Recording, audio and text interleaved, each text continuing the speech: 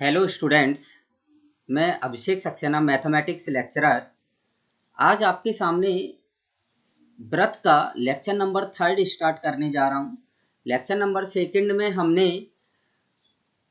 व्रत की प्रकृति, व्रत के लिए प्रतिबंध एवं सकेंद्रीय व्रत के बारे में पढ़ा था। आज हम उन पर कुछ क्वेश्चंस डिस्कस करेंगे अच्छे से। सभी स्टूडेंट्स ध्यान से देखें क्या दिया है। पहला क्वेश्चन मैंने आपकी स्क्रीन पर लिख रखा है यहाँ पर कि यदि समीकरण x² minus 2x plus 2ay plus a plus 3 एक अशून्य त्रिज्या, मतलब त्रिज्या शून्य नहीं है, अशून्य त्रिज्या का वास्तविक व्रत निरूपित करता है, तो हमें a के मानों का परिसर ज्ञात कीजिए। किसका परिसर ज्ञात करना है? हमें a के मानों का परिसर ज्ञात, a का परिसर ज्ञात करना है। तो अब ध्यान से सुनिए। सबसे पहले तो ये वर्ड जो आपके सामने लिखा है परिसर, परिसर को हम इंग्लिश में रेंज कहते हैं। परिसर को हम क्या कहते हैं इंग्लिश में? रेंज कहते हैं। रेंज का मतलब होता है कि a के मैक्सिमम मिनिमम वैल्यू से, न्यूनतम मान से लेके अधिकतम मान को, तो हमें a की जो वैल्यू है उसकी रेंज निकालना है, a की रेंज। सभी स्टूडेंट ध्यान से देखेंगे इस क्वेश्चन का सॉल्यूशन। इस क्वेश्चन को कैसे सॉल्व करेंगे हम? सबसे पहले तो आपको क्वेश्चन में क्या है दिया है कि एक इक्वेशन दी है और एक अशून्य त्रिज्या, मतलब त्रिज्या 0 नहीं है और वास्तविक व्रत निरूपित करती है। तो कल जैसा कि मैंने आपको बताया था कि जब कोई व्रत वास्तविक होता है तो उसके g² plus f² minus c की जो वैल्यू होती है वो ग्रेटर देन 0 होती है। कल मैंने आप देखिए, कल के वीडियो में मैंने बताया था कि जब व्रत एक वास्तविक व्रत होगा तब g² plus f² minus c की जो वैल्यू होगी वो कैसी होगी? ग्रेटर देन 0 होगी। तो अब हमें g का, f का और c का मान ज्ञात करना है। तो हम क्या करेंगे? सबसे पहले एक जनरल इक्वेशन लिखेंगे व्रत की। व्रत की जनरल इक्वेशन क्या होती है? x² plus y² plus 2gx plus 2fy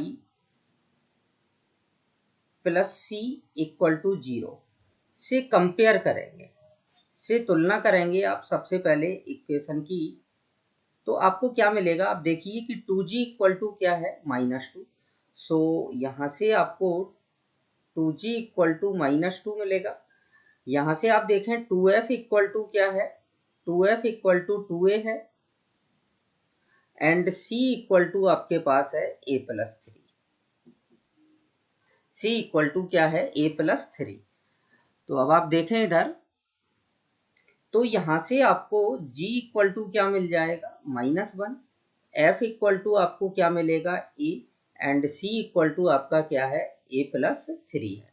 अब केवल और केवल आपको ये वैल्यू ले जाके आपको इस कंडीशन में रखना है कि जब व्रत एक वास्तविक व्रत होगा तो आप जब हम इसमें वैल्यू रखेंगे, सो आप देखें ध्यान से कि -1 का स्क्वायर, g की जगह f की जगह हम a पुट कर देंगे तो a का स्क्वायर और माइनस का a plus 3 is greater than 0।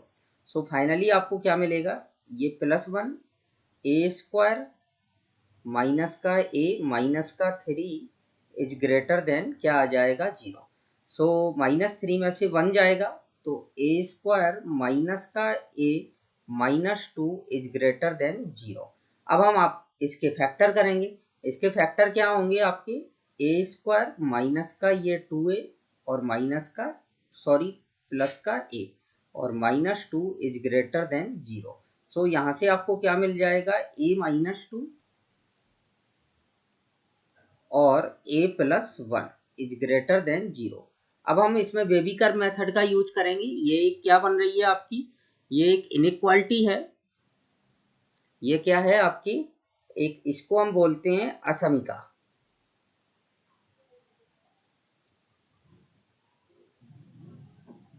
असमिका है, इंग्लिश में हम इसको बोलते हैं इनइक्वालिटी। इनइक्वालिटी बोलते हैं। इनइक्वालिटी को हम कैसे सॉल्व करते हैं ध्यान से देखेंगे। सबसे पहले आप एक नंबर लाइन ड्रॉ कर लें। नंबर लाइन ड्रॉ करने के बाद आप यहाँ से ए की वैल्यू देखें। ए की वैल्यू आपको एक तो -1 मिलेगी और ए की वैल्यू +2 मिलेगी। तो हम इस नंबर लाइन पर यहाँ पर मैंने -1 डिनोट कर दिया और यहाँ पर मैंने 2 डिनोट कर दिया। अब आप देखें कि यहाँ पर ग्रेटर देन 0 है, मतलब ये एक ओपन इंटरवल है। तो यहाँ पर हम ना तो -1 शामिल करेंगे और ना ही हम +2 शामिल करेंगे। अब आप देखें कि ये जो सिंबल होता है यहाँ से, ये ग्रेटर देन 0 है। साइन कन्वेंशन रूल के अकॉर्डिंग ये आपका पॉजिटिव होता है, ये आपका नेगेटिव होता है और ये आपका क्या होता है, पॉजिटिव। तो आपकी जो इनइक्वालिटी है वो पॉजिटिव है। इनइक्वालिटी जो है वो आपकी कैसी है, पॉजिटिव है। तो यहाँ पर आपका होगा कहीं -इनफाइनाइट और यहाँ पर होगा आपका +इनफाइनाइट। सो फाइनली आपके पास आंसर क्या आ जाएगा कि ए की जो वैल्यू है वो -1 से छोटी होगी एंड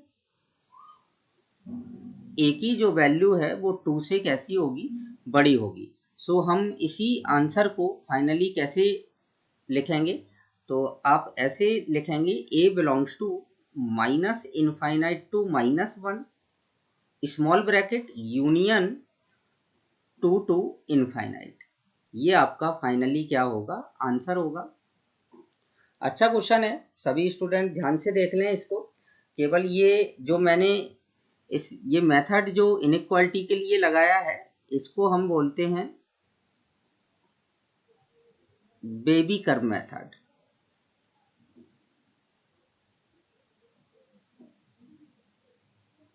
इसको क्या बोला जाता है, बेबी कर्व मेथड बोलते हैं इसको। सो अब अपन नेक्स्ट क्वेश्चन की तरफ बढ़ते हैं। एक और अच्छा क्वेश्चन,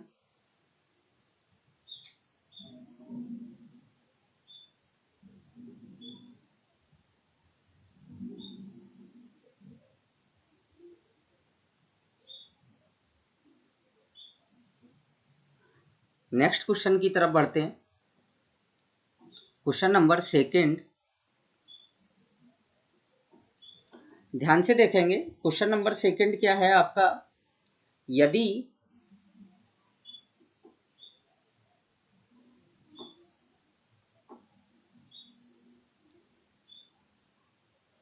यदि समीकरण ax square plus 2 - b xy plus 3y square -6bx plus 30y plus 6b equal to 0 एक वृत्त निरूपित करता है। एक वृत्त निरूपित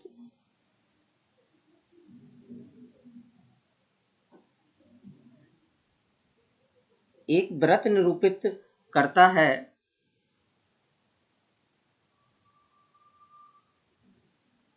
तो आपको वैल्यू निकालनी है a square plus b square की। a square plus b square की वैल्यू निकालना है। तो आप ध्यान दीजिए, कल मैंने आपको सर्कल के लिए प्रतिबंध बताया था, कंडीशन फॉर सर्कल। तो उसी कंसेप्ट का हम यूज करेंगे इस क्वेश्चन में। सो ध्यान से देखेंगे सभी स्टूडेंट। कल मैंने आपके सामने एक इक्वेशन लिखी थी, ax square plus 2hxy plus by square plus 2gx plus 2fy plus c equal to 0। एक वृत्त निरूपित करता था, तो इसके लिए कंडीशन क्या थी, मैंने दो कंडीशन आपको बताई थी, एक तो a इक्वल टू बी होगा और एक h इक्वल टू क्या होगा, 0 होगा। तो बस अब आपको इसी कंडीशन का यूज करना है केवल, और a और b की वैल्यू निकालनी है।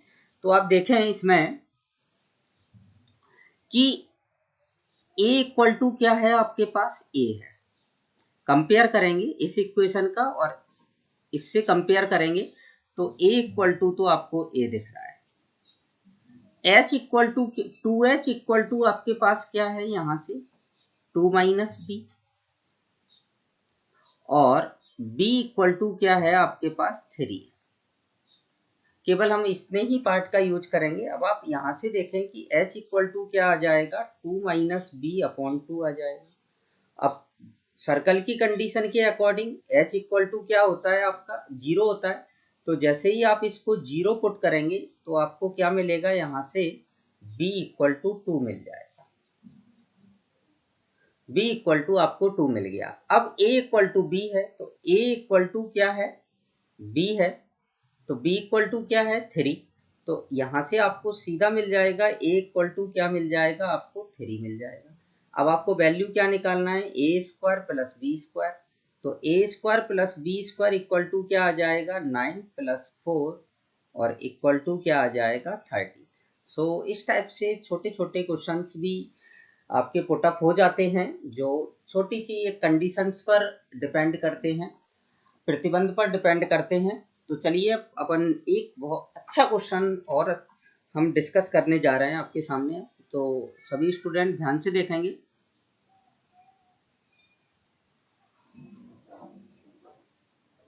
क्वेश्चन क्या है, माना पी क्यू एवं R S with the tangent extremities of diameter PR of a circle of radius R। मतलब क्या दिया है क्वेश्चन में, एक वृत्त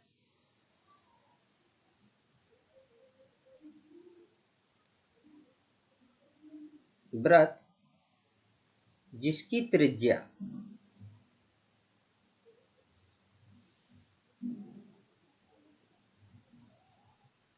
स्मॉल r है का व्यास PR के सिरों पर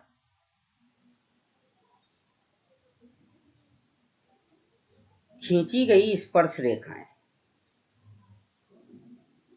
खींची गई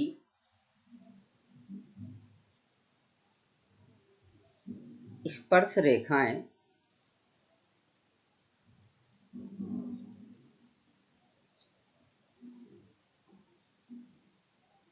PQ एवं RS हैं।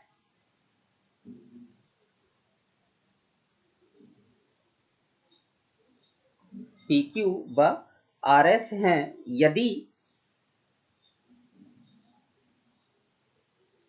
यदि PS एवं RQ वृत्त की परिधि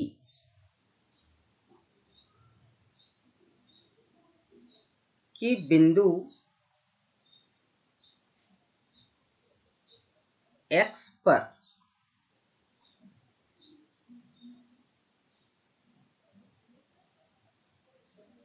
प्रतिच्छेद करते हैं।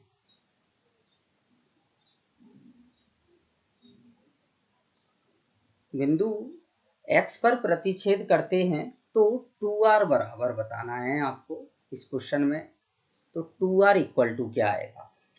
अच्छा क्वेश्चन है, स्टैंडर्ड क्वेश्चन है, सभी स्टूडेंट इस क्वेश्चन को ध्यान से देखेंगे और ध्यान से समझेंगे कि हमें एक जनरल छोटे छोटे कंसेप्ट्स का यूज करके भी हम एक अच्छे क्वेश्चंस को सॉल्व कर सकते हैं।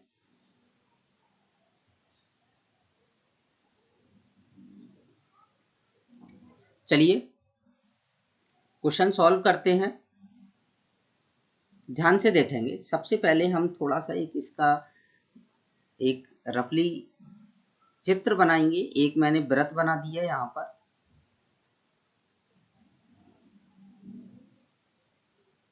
इस टाइप से। इसका व्यास है, ये व्यास दिया है पी आर, ये आपका 2r होगा। व्यास कितना होगा? 2r। अब पी क्यू एवं आर एस,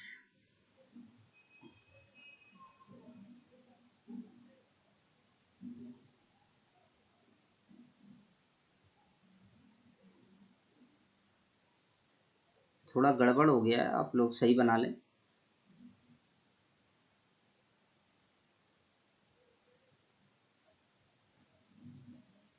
इस टाइप से ये आपका Q बिंदु है और ये क्या है? आपका R बिंदु है। अब इसने क्या बोला है क्वेश्चन में?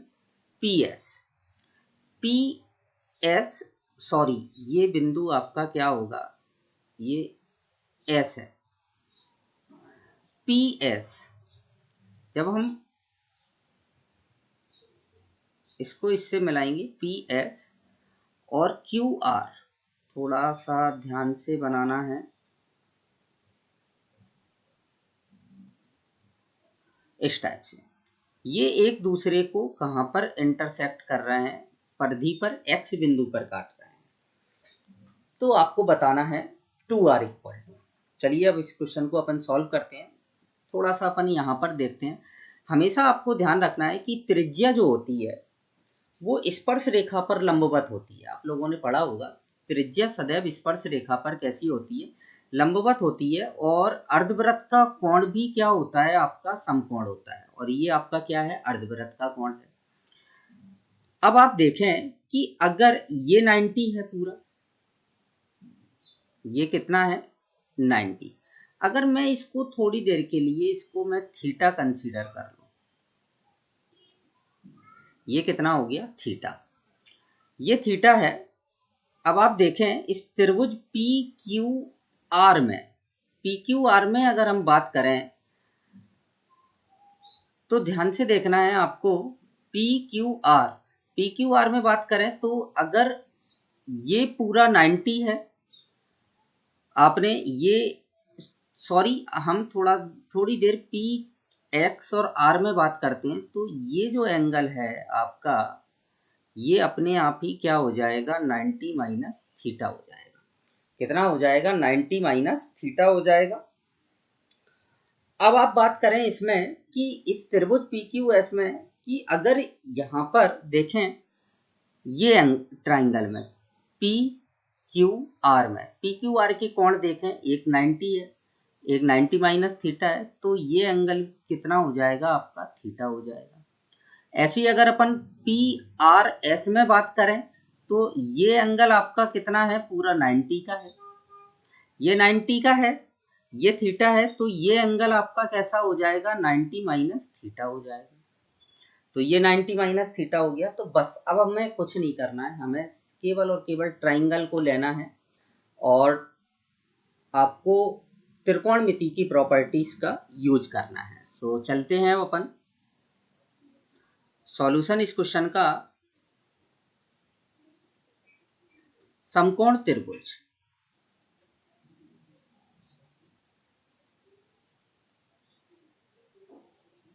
समकोण त्रिभुज QPR में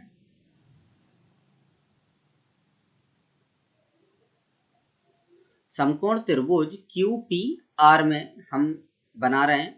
आप यहाँ पर चाहे 90 माइनस थीटा ले लें, चाहे थीटा ले लें, तो हम इस एंगल को कंसीडर करके चल रहे हैं। ध्यान से देखना थीटा, तो इस थीटा के सामने ये आपका लंब हो जाएगा और ये आपका कर्ण होगा और ये आपका क्या PQ क्या हो जाएगा? आधार हो जाएगा। मैं लिख PQ क्या हो जाएगा? ये आधार हो जाएगा, ये आपका लंब हो जाएगा और ये आपका कर्ण हो जाएगा। सो ध्यान से देखें आप कि मैंने यहाँ पर बनाया tan थीटा। सो tan थीटा क्या होता है? लंब बटा आधार। लंब बटा आधार मतलब PR अपॉन में क्या आ जाएगा? PQ। P R upon p Q मतलब ये आ जाएगा 2r अपॉन में पी क्यू। क्लियर। अब ऐसे ही हम समकोण त्रिभुज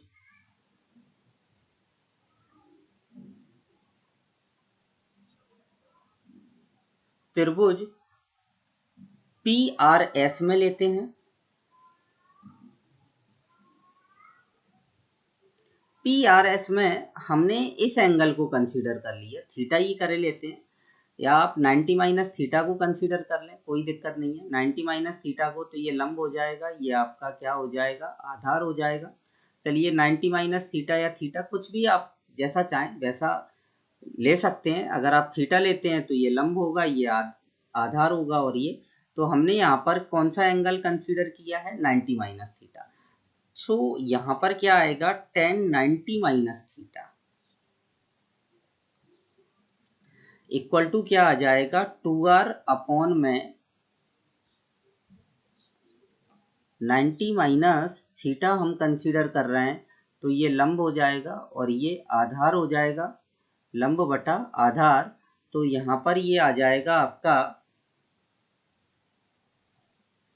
कितना आएगा, 2r अपॉन में क्या आ जाएगा, rs।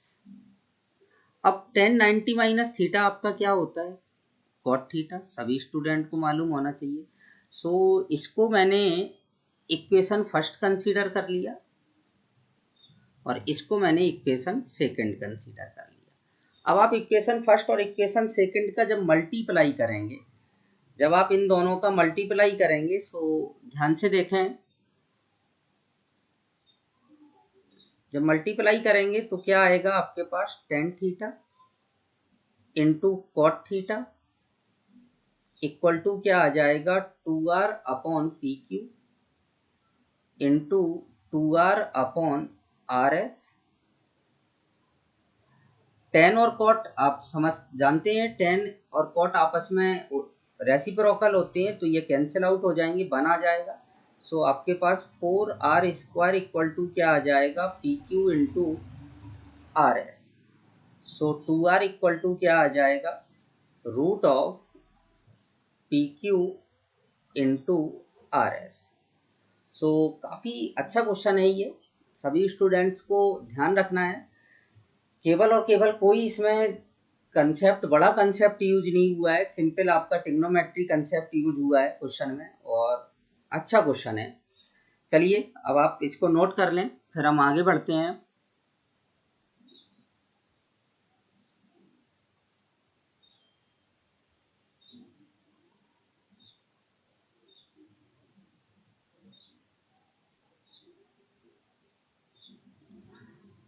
चलिए एक क्वेश्चन मैं आपको और दे रहा हूँ, ध्यान से देखेंगे। इस टाइप का क्वेश्चन आपका 2006 में आया था। ये क्वेश्चन आपका, इस टाइप का क्वेश्चन AIEEE 2006 में आया था। तो काफ़ी मतलब छोटे कंसेप्ट पर भी क्वेश्चन आ जाते हैं। सो ध्यान से देखिए क्वेश्चन क्या था, यदि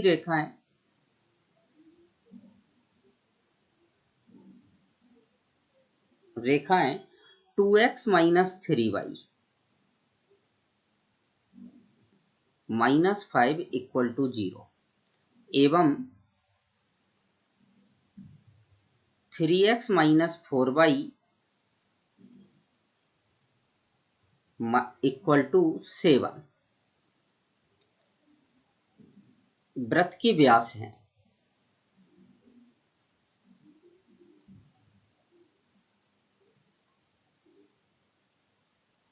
वृत्त के क्या हैं, व्यास हैं, जिसका क्षेत्रफल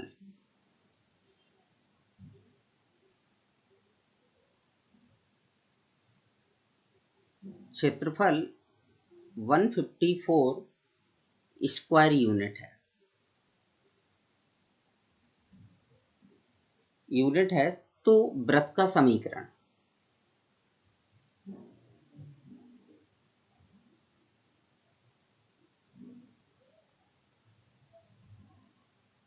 वृत्त का समीकरण मैं आपको बता दूं, जो EEE 2006 में जो क्वेश्चन आया था उसमें यहाँ पर 154 की जगह 49 पाई था और दो ऐसे ही व्यास के समीकरण दिए थे। तो सेम इसी टाइप से ही उस क्वेश्चन को करना है, तो वो क्वेश्चन आप सेल्फ ट्राई करें। तो चलते हैं, ध्यान से देखना है सभी स्टूडेंट को कि जब भी क्वेश्चन में ये कहा जाता है कि वृत्त के व्यास है,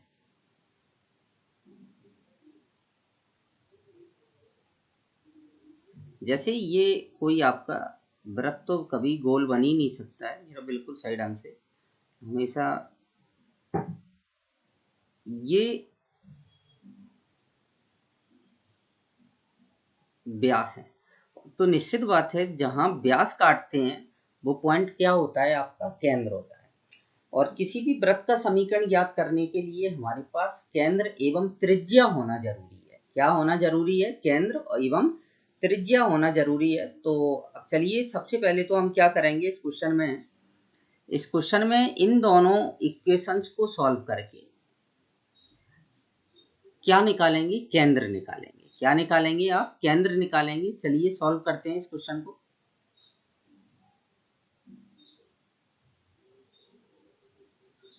रेखाएं दी हैं आपको 2x माइनस 3y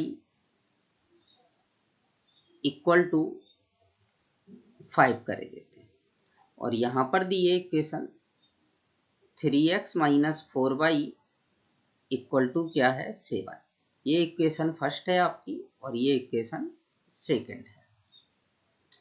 अब इन दोनों को हमें विलोपन विधि से सॉल्व करना है और वैल्यू निकालना है x और y की। विलोपन विधि से तो आप सभी लोग बहुत पहले से रूबरू होंगे, 10th में भी आपने काफ़ी क्वेश्चंस विलोपन विधि से किए थे। तो विलोपन विधि में क्या करते हैं हम, या तो x को या y को, किसी को एक को हम कैंसिल आउट करते हैं। तो मैंने क्या किया, इसमें जैसे 4 से मल्टीप्लाई कर दिया और इसमें 3 से मल्टीप्लाई कर दिया और इसको सब्ट्रैक्ट कर दिया घटाने पर, समीकरण एक में से दो घटाने पर। तो जब आप घटाते हैं तो निश्चित बात है साइन चेंज हो जाती है, ये माइनस ये प्लस और ये क्या हो जाता है, माइनस साइन हो जाता है। तो यहाँ पर आप देखें कि y जो है वो आपका कैंसिल आउट हो जाएगा। y कैंसिल आउट होगा तो यहाँ से x क्या आएगा, 4 इंटू 2 8 हो जाएगा और 3 इंटू 3 -9, -9 में 8 ऐड करेंगे तो ये क्या आ जाएगा, माइनस का x आ जाएगा इक्वल। ऐसे ही 4 का 5 में मल्टीप्लाई 20 और 3 का 7 में 21 में से 20 जाएगा तो ये कितना बचेगा, माइनस का 1। तो फाइनली आपको क्या मिल गया, x इक्वल टू 1 मिल गया। अब x की वैल्यू 1 यहाँ पर पुट कर देंगे तो 2 हो जाएगा, 2 को इस साइड लाएंगे तो 5 में से 2 जाएगा, 3 बचेगा। तो y की वैल्यू जो है वो आपकी क्या हो जाएगी, माइनस का 1 हो जाएगी। y की वैल्यू आपकी -1 आ गई है और x की वैल्यू क्या आ गई, 1। तो आपके पास केंद्र आ गया। केंद्र कितना आ गया, 1, -1। अब केंद्र हो गया, अब हमें क्या निकालना है, त्रिज्या। अब त्रिज्या के लिए इन्होंने एक चीज और आपको दे रखा है कि वृत्त का जो क्षेत्रफल है वो कितना है, 154 स्क्वायर यूनिट है। तो यहाँ से हम क्षेत्रफल, आप सभी लोगों को मालूम होगा क्षेत्रफल का फार्मूला क्या होता है, वृत्त का क्षेत्रफल कितना होता है, पाई आर स्क्वायर। तो pi r square equal to क्या आ गया, 154। So r square equal to कितना आ जाएगा, 154 अपॉन पाई की वैल्यू क्या होती है, 22/7। इससे इसको कैंसिल आउट कर दो। 22 से आप जब इसको कैंसिल आउट करेंगे तो लगभग ये कितनी बार जाएगा, लगभग ये 7 बार कैंसिल आउट होगा और 7 का 7 में मल्टीप्लाई कर देंगे तो कितना आ जाएगा, r square equal to 49, then r equal to क्या आ जाएगा, 7। भाई आर की वैल्यू भी मिल गई हमारे पास और सेंटर भी मिल गया। तो चलिए वृत्त का समीकरण, तो वृत्त का समीकरण क्या आएगा आपके पास,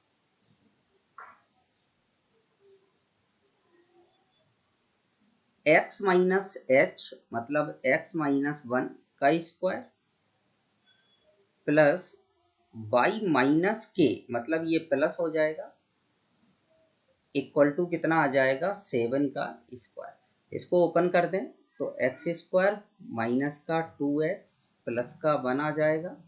यहाँ पर आ जाएगा वाई स्क्वायर प्लस का 2y प्लस का 1 आ जाएगा और इक्वल टू में कितना आ जाएगा 49।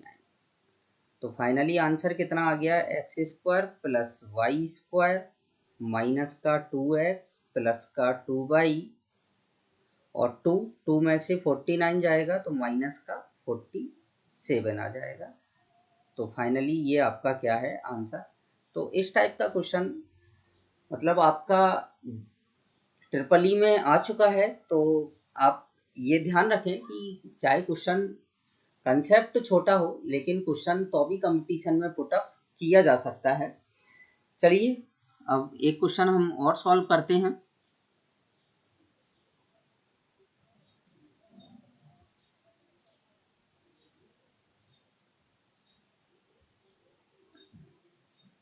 क्वेश्चन क्या दिया है आपको,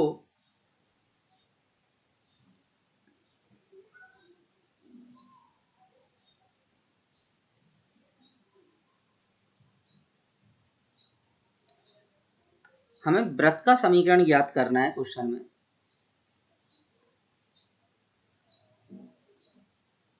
वृत्त का समीकरण जिसकी त्रिज्या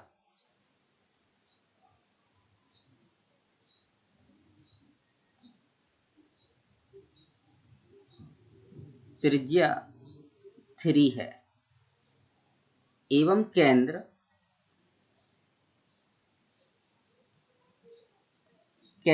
रेखा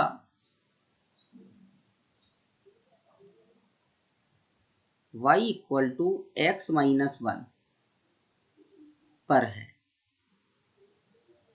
तथा वृत्त बिंदु 7,3 से गुजरता है।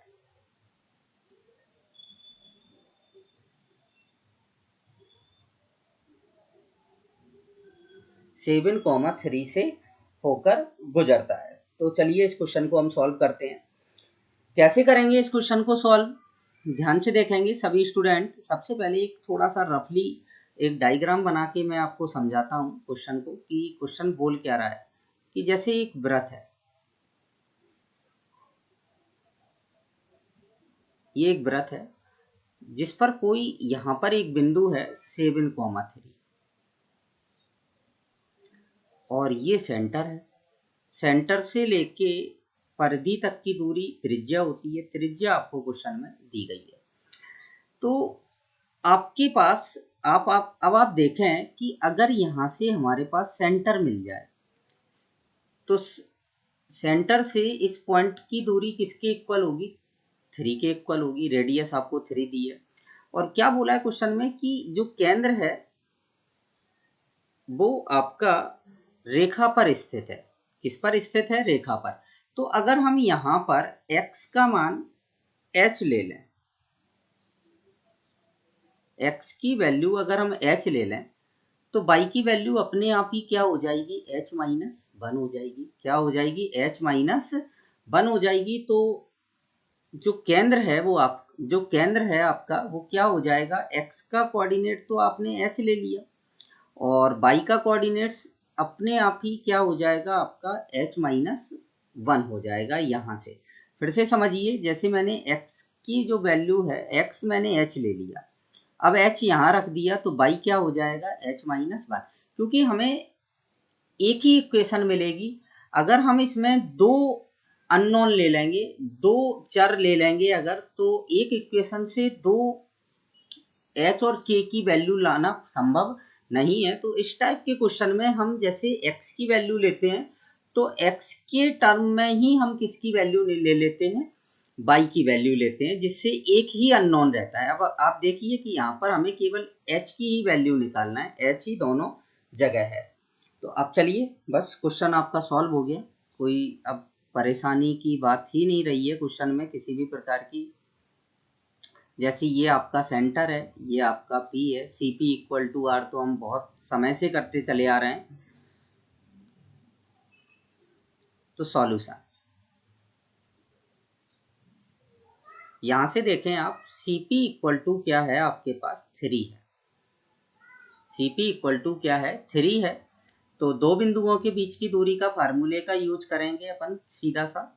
तो CP स्क्वायर इक्वल टू क्या हो जाएगा 9 हो जाएगा। यहाँ पर CP स्क्वायर इक्वल टू 9। तो अब हम रूट नहीं लगाएंगे, सीधा x2 माइनस x1 का square plus y2 minus y1 का स्क्वायर का यूज करेंगे। सो क्या आएगा आपके पास h माइनस 7 का स्क्वायर आ जाएगा, प्लस यहाँ से आ जाएगा आपके पास h माइनस 4 का स्क्वायर आ जाएगा, और इक्वल में क्या आ जाएगा 9। इसका स्क्वायर ओपन कर दें तो क्या आ जाएगा h स्क्वायर माइनस का 14h प्लस का 49 प्लस का h स्क्वायर माइनस का 8h और प्लस का 16 और इक्वल में क्या आ जाएगा 9।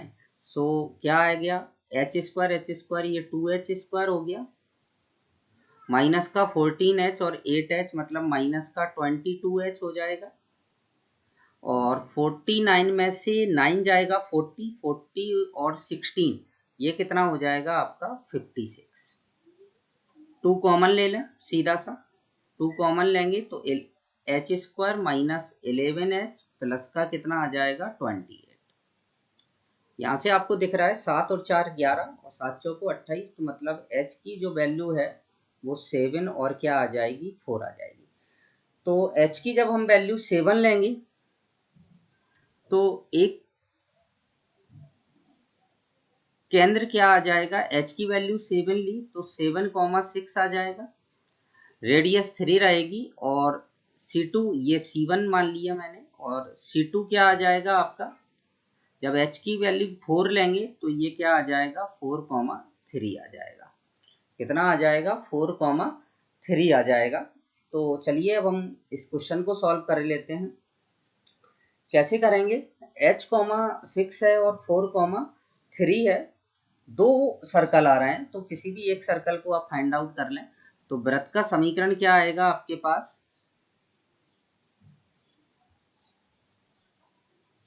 वृत्त का समीकरण आ जाएगा x माइनस 7 का स्क्वायर प्लस y माइनस 6 का स्क्वायर और इक्वल टू 3 का स्क्वायर 9। एक आंसर तो ये हो गया आपका, और एक आंसर क्या आ जाएगा x माइनस 4 का स्क्वायर प्लस y माइनस 3 का स्क्वायर और इक्वल टू क्या आ जाएगा 9। ये एक आंसर हो जाएगा। तो इस टाइप से हम जब भी ऐसा क्वेश्चन आए तो आपको सेम इसी मेथड का यूज करना है, जिससे इजीली आपका क्वेश्चन आ जाए। अगर आप यहाँ पर h, k ले लेते हैं तो क्वेश्चन में टेंशन बढ़ सकती है। चलिए अब मैं आपको एक कंसेप्ट के बारे में बता रहा हूँ।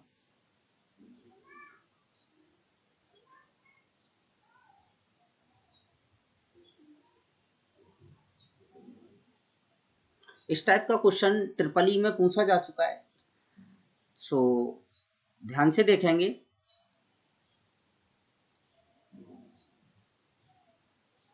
ट्रिपल ई में पूछा गया है एक इस टाइप से क्वेश्चन।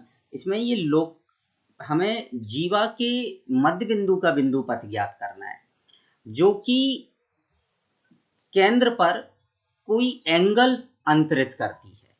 केंद्र पर कोई एंगल अंतरित करती है, कितने भी डिग्री का एंगल अंतरित करती हो मतलब। तो आपको जीवा के मध्य बिंदु का बिंदु पथ निकालना है। क्वेश्चन क्या है, वृत्त जिसका केंद्र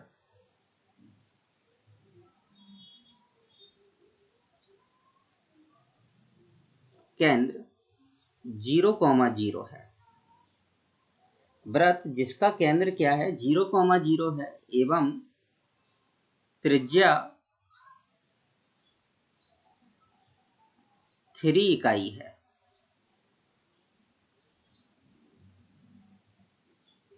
त्रिज्या कितना है आपकी 3 इकाई है कि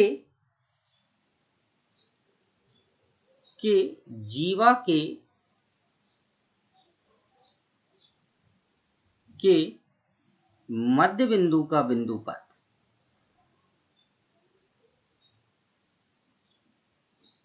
का बिंदुपथ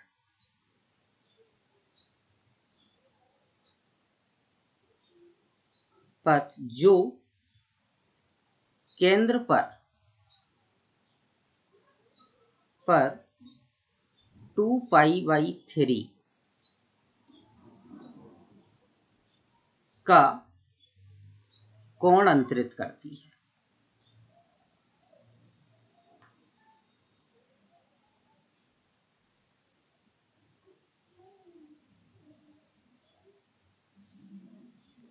मोस्ट क्वेश्चन है ये, सभी स्टूडेंट को ध्यान रखना है। इस टाइप का क्वेश्चन कंपटीशन में पूछा जाता है। सबसे पहले तो बात करते हैं हम इसमें कि बिंदुपथ शब्द यूज हुआ है। बिंदुपथ को इंग्लिश में हम लोकस बोलते हैं। इंग्लिश में क्या बोलते हैं? लोकस बोलते हैं। और अंतरित जो शब्द है, ये मैंने आपको कल, अंतरित जो है इसको हम बोलते हैं सबस्टेंड बोलते हैं। तो चलिए, वृत्त जिसका केंद्र 0 0 है, त्रिज्या 3 इकाई है, जीवा के मध्य बिंदु का बिंदुपथ जो केंद्र पर 2π/3 का मतलब कितना है आपका? 2π/3 का मतलब यहाँ पर हो जाएगा 120 डिग्री। कितना? 120 डिग्री। तो चलिए थोड़ा सा अपन एक पहले डायग्राम बनाते हैं। एक सर्कल बनाया मैंने,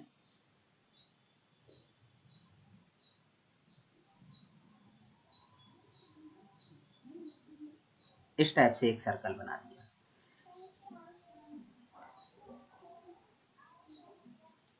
ये इसकी एक मैंने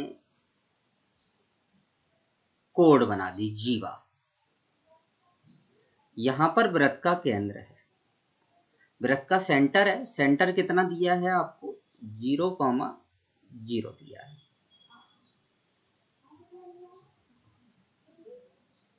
सेंटर कितना है आपका? 0,0 दिया है। अब सेंटर इसने क्या बोला है कि जो जीवा है, मतलब दोनों सिरों से इस टाइप से, ये जो पूरा एंगल होगा आपका, ये जो पूरा एंगल होगा, ये आपका कितना होगा? 120 डिग्री का है, 120 डिग्री का है। अंतरित का मतलब ये होता है कि दोनों सिरों से। एक तो शब्द होता है कोण बनाता है, और एक होता है कोण अंतरित करता है। Angle subtended and make a angle. तो डिफरेंस दोनों वर्ड्स में दोनों ही में काफ़ी डिफरेंस होता है। सबस्टेंड का मतलब होता है दोनों सिरों से, और मेक का मतलब होता है कि कोई रेखा एक्स अक्ष से कोण बनाती है, तो वो उधर आप मेक एंगल का यूज करते हैं। अब चलिए, हमें इससे मैंने एक परपेंडिकुलर डाल दिया। आप लोगों को मालूम होना चाहिए कि वृत्त के केंद्र से जीवा पर डाला गया लंब जीवा को समद्विभाजित करता है। तो यहाँ पर इसका मध्य बिंदु मान लिया मैंने, थोड़ा सा बाहर ले लेते हैं अपन इसको, बड़ा सा H, K ले लिया मध्य बिंदु। ये मैंने O ले लिया, ये आपका A है, ये आपका B है, और इस पॉइंट को मैंने ले लिया C। ये पॉइंट आपका क्या है? C है। ये आपकी रेडियस है जो आपको पहले से ही दी गई है। ये कितनी है रेडियस? 3 दी है। ये भी रेडियस है। तो चलिए, बस क्वेश्चन आपका हो गया। ये एंगल 120 का है टोटल पूरा, तो आधा एंगल कितने का रह जाएगा? 60 डिग्री का। तो बस अब आपको एक राइट एंगल ट्रायंगल समकोण त्रिभुज लेना है ACO में, और सिंपल ट्रिग्नोमेट्री का यूज करना है। सॉल्यूशन,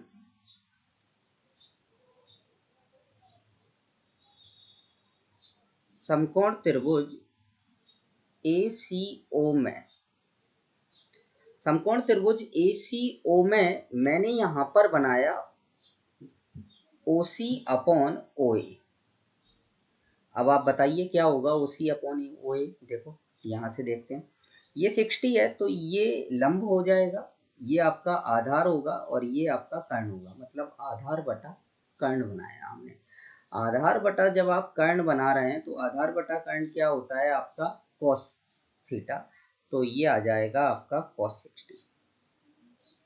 यहाँ पर OC जो है वो 0 0 से h, k की बिटवीन डिस्टेंस है, तो डिस्टेंस कैसे निकालेंगे, x2 माइनस x1 तो h square, y2 minus y1 मतलब k स्क्वायर, अपॉन में कितना आ जाएगा 3, और cos 60 की जो वैल्यू होती है, cos 60 की वैल्यू कितनी होती है आपकी 1/2, so root of h square plus k square equal to कितना आ जाएगा आपका 3/2 आ जाएगा। अब दोनों पक्षों का आप वर्ग कर दें, स्क्वायर कर दें, तो h square plus k square equal to कितना आ जाएगा 9/4 आ जाएगा। अब हम लोकस के लिए क्या करते हैं, बिंदु पथ के लिए हम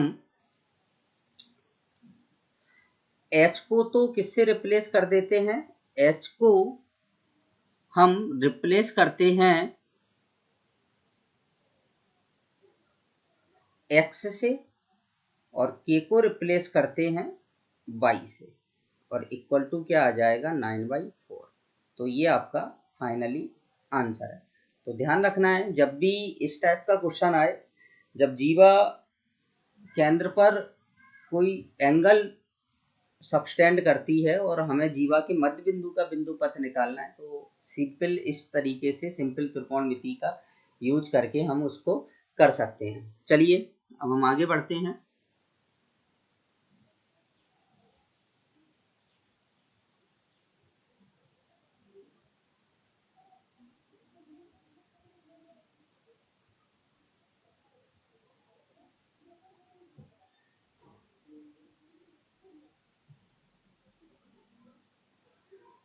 हाँ, अब मैं एक आपको कंसेप्ट बताने जा रहा हूँ, ध्यान से देखना है सभी स्टूडेंट को।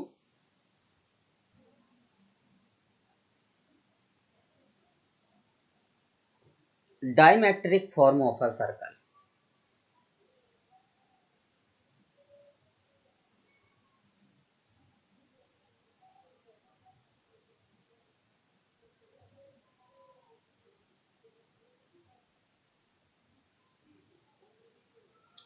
Diametric form of a circle, इसको क्या बोलते हैं हम, व्यास रूप में वृत्त का समीकरण।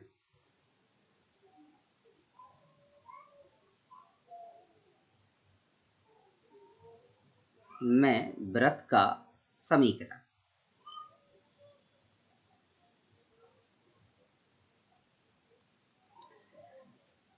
देखिए इधर क्या होता है, जैसे वृत्त के व्यास के सिरे दिए हैं आपको, जैसे हमने माना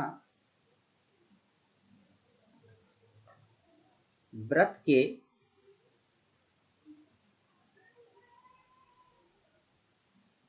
व्यास के सिरों के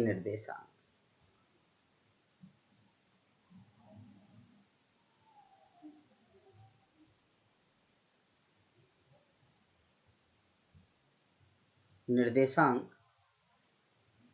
x1 y1 व x2 y2 है, x2 y2 है, तो वृत्त का समीकरण ज्ञात करना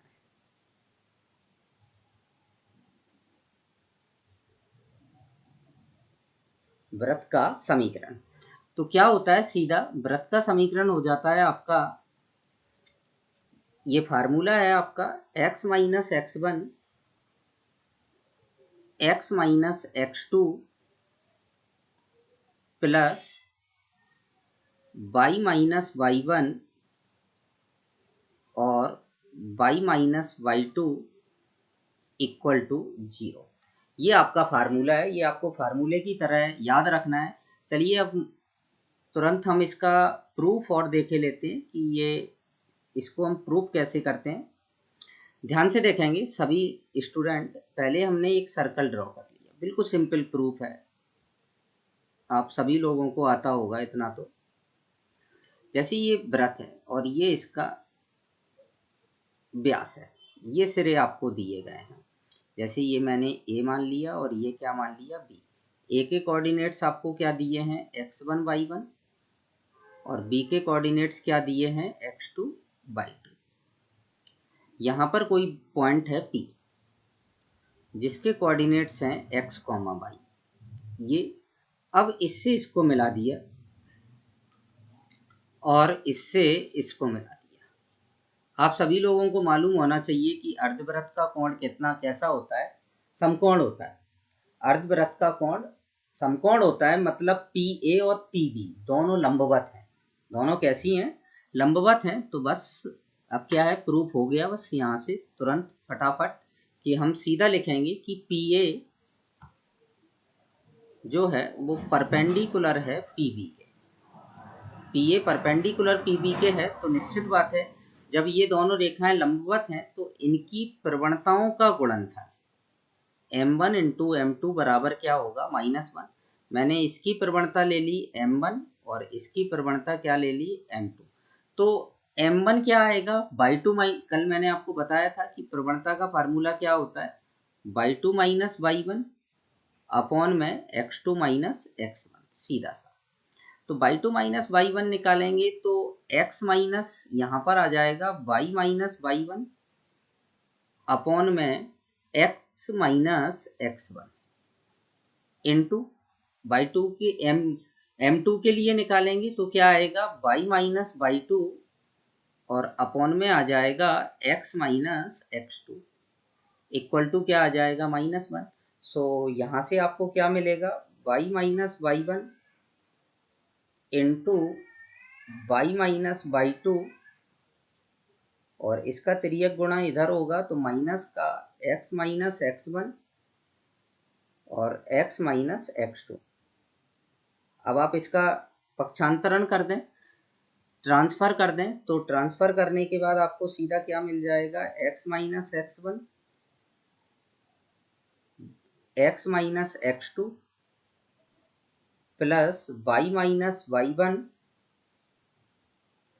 और y minus y2 equal to क्या आ जाएगा 0 आ जाएगा। सो आप ऐसे इजीली इस क्वेश्चन को ऐसे आप इस फार्मूले को प्रूव कर सकते हैं। तो आज हमने कुछ क्वेश्चंस एवं डायमेट्रिक फॉर्म ऑफ सर्कल पढ़ चुके हैं। तो अगर यदि किसी स्टूडेंट्स को कोई प्रॉब्लम्स है किसी भी प्रकार की तो वो मेरे चैनल पर जाकर मुझे इन्फॉर्म कर सकता है और इन्फॉर्म कर सकता है मुझे। तो आज के लिए इतना ही बस। अब नेक्स्ट हम लेक्चर नंबर 4 में स्टार्ट करेंगे।